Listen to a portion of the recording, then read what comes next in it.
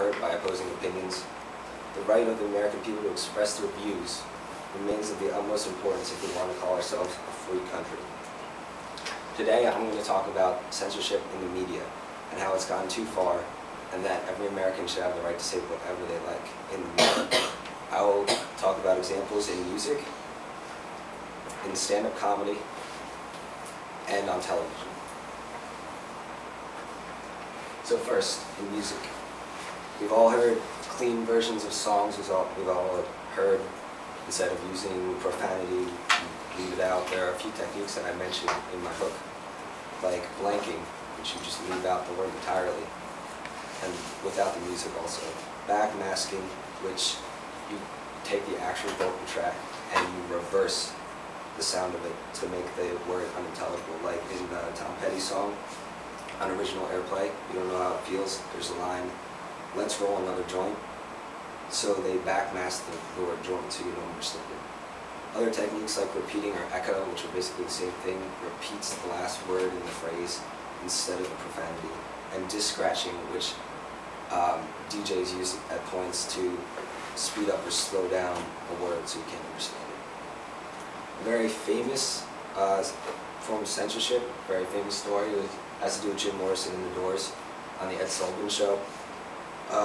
So they were supposed to perform Light My Fire, and the manager of the show asked them, can you take out the word, instead of girl, we couldn't get much higher, could you change that lyric? Because it's offensive for this show, this is public access. So the Doors agreed and they practiced with alternative lyrics, but when they performed, Jim left in the original, and this ruined their contract for the next 7 minutes. So the National Coalition Against Censorship asks these questions. Who does this really protect? Does it work? And what about original artist intent?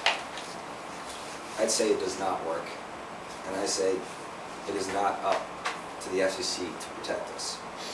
In other public circles like stand-up comedy, we have even more extreme examples.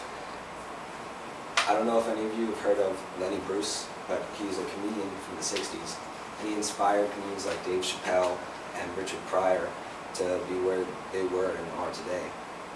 He was arrested many times for using profanity in his routines. It wasn't baseless use of profanity.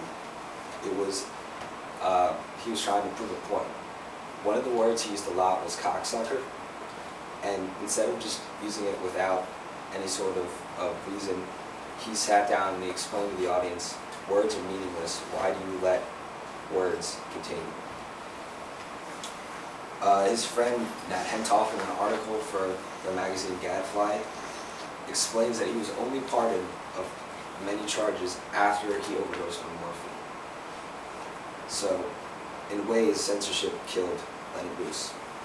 Another example who was inspired by Lenny Bruce, George Carlin, he has a bit called The 7 Dirty Words You Can Never Say on Television.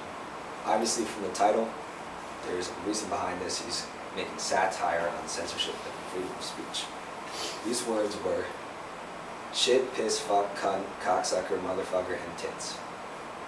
Now obviously these words cannot be said on television, but George Carlin definitely had a reason for it, and the first time he performed it, he was actually arrested for public disturbance. It's Lenny Bruce, George Carlin, the mugshots.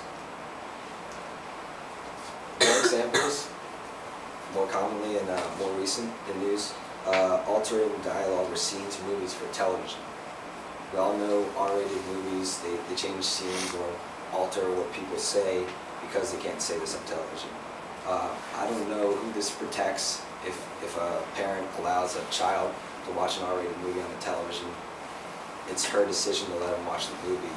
It shouldn't be the FCC or the NBA that stops this.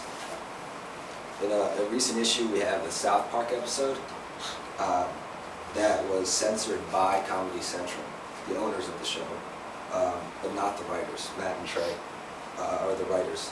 And they censored the images of Muhammad and about a minute of dialogue at the end of the show.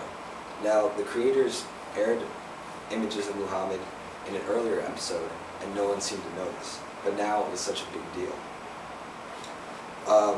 I think this censorship is is kind of wrong because South Park criticizes all creeds and all ideals.